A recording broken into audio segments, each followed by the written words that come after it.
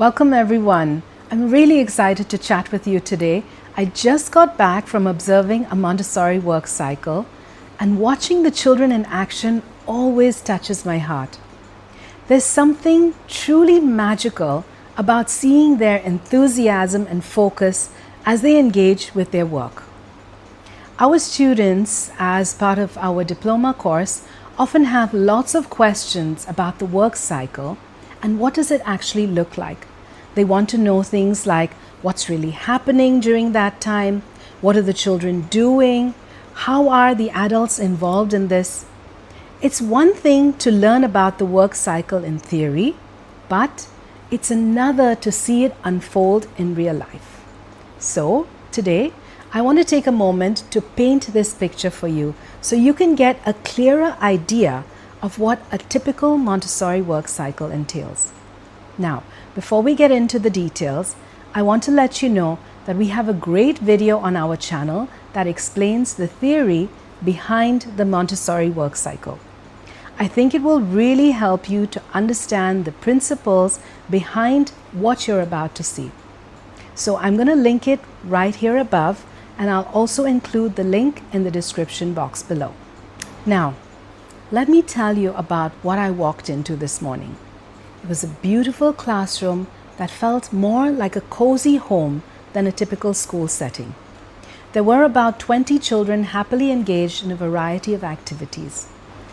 Softly playing in the background was Pachelbel's Canon in D. This created a serene atmosphere that blended perfectly with the gentle hum of conversation and laughter amongst the children. As I looked around, I noticed that there was one little girl who was carefully trimming the stems of flowers to arrange them in a beautiful vase. Nearby to her, some children were scattered on the floor, focused on the knobless cylinders, while others were busily building words with the small movable alphabet. I spotted one child working very intently with the binomial cube, exploring the concept in a very hands-on way.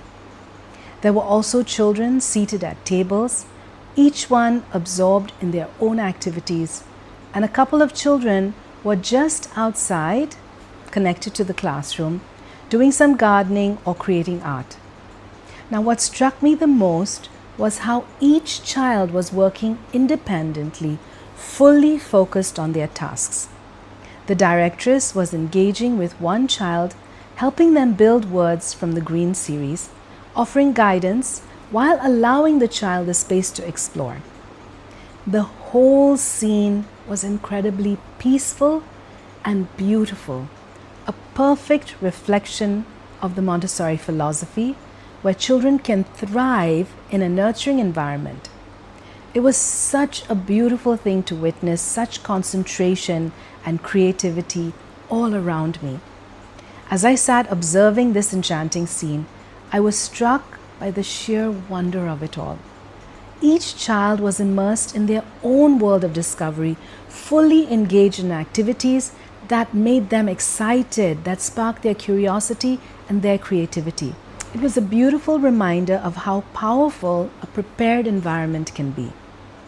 In that moment, I realized how the Montessori method encourages children to learn at their own pace, fostering a sense of independence and self-motivation. It was heartwarming to see them explore, create, and learn through their own experiences, free from the pressures that are often found in traditional classrooms.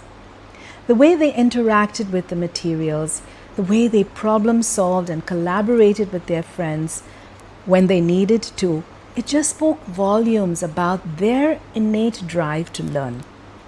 This scene wasn't just a typical day in a classroom, it was a living testament to the beauty of childhood learning, where each moment is an opportunity for growth and discovery.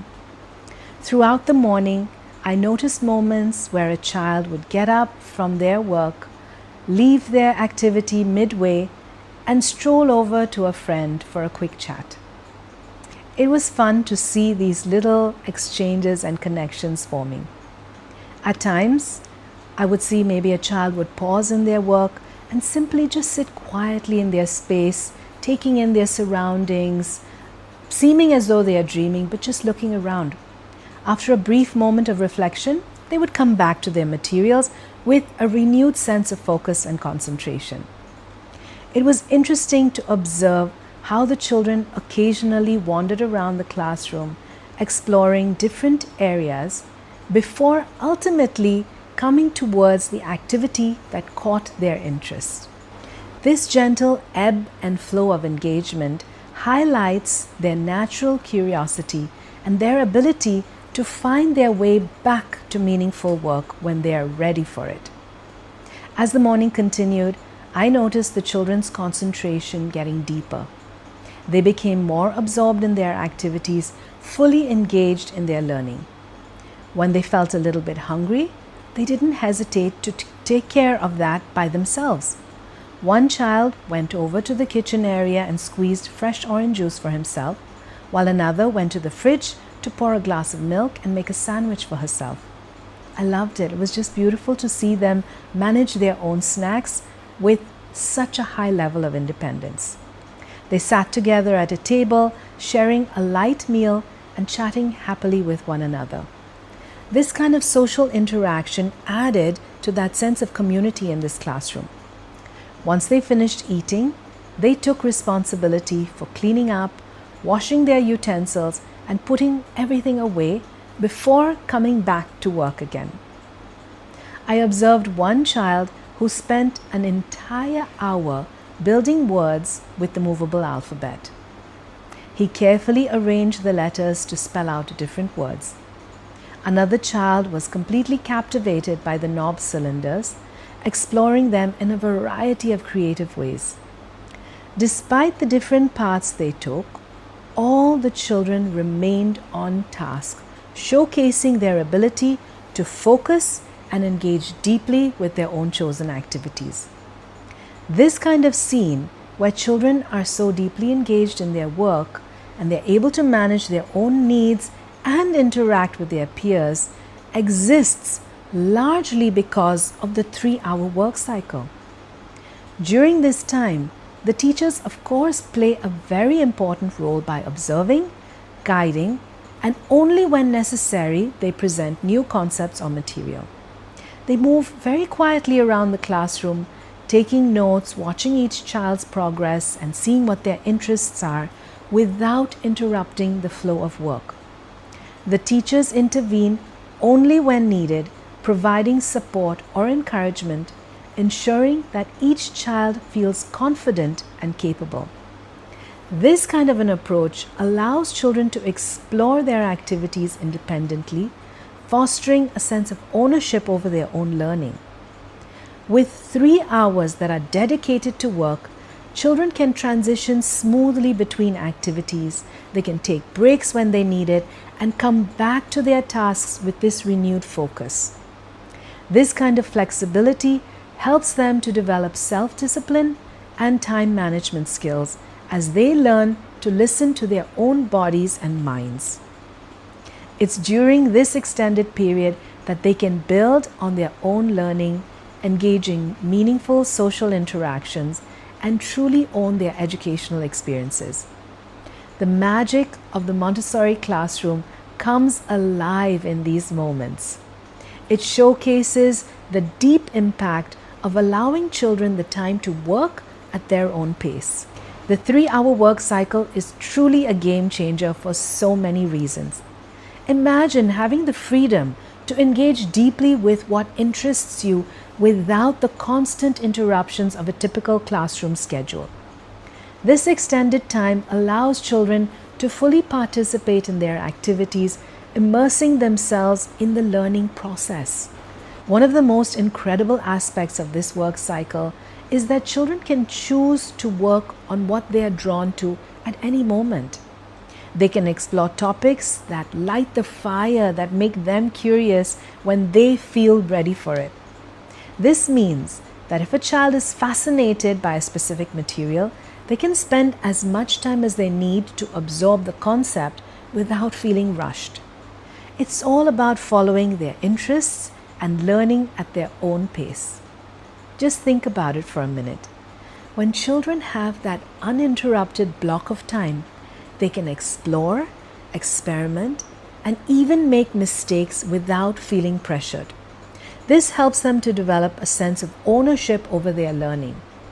They learn to manage their time, and they can revisit activities that capture their interest, which means that they're not just skimming the surface of something, they're engaging deeply with the material. Plus, it creates an atmosphere of calm and focus. Children aren't just jumping from one task to the next to the next. They can settle into their work, develop concentration, and fully engage in their projects. And when they are given the space to do this, you can see that their creativity flourishes. Let's not forget about the social aspect. With a longer work cycle, children have more opportunities to collaborate, work together with their friends.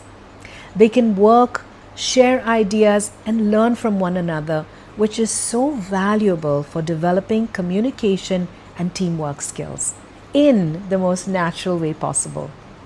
The 3-hour work cycle transforms the classroom experience into something that feels organic and natural. It's not just about getting through this checklist of tasks. It's about fostering a love of learning that will last a lifetime. But why does it need to be 3 hours? This length of time is vital for several reasons. First, it provides children with the opportunity to settle into their work. In just 30 minutes, a child may still be transitioning, trying to decide what they want to focus on, or just getting comfortable with their activity. However, with 3 hours, they can move past that initial exploration stage and engage fully with their chosen work, allowing for a deeper understanding of the material. Additionally, the 3-hour block allows for uninterrupted periods of concentration, which are so crucial for developing focus and critical thinking skills. Children can work on longer, more complex tasks that require sustained attention, whether it's building a model, solving a challenging math problem, or collaborating with their friends on a project. Having less than 3 hours would significantly limit these opportunities. Shorter work cycles could lead to rushed activities where children feel pressured to complete tasks quickly instead of taking the time to explore and to understand. And then they might miss out on those critical moments of discovery and problem solving that just come up when they have the space to experiment and reflect on their own work.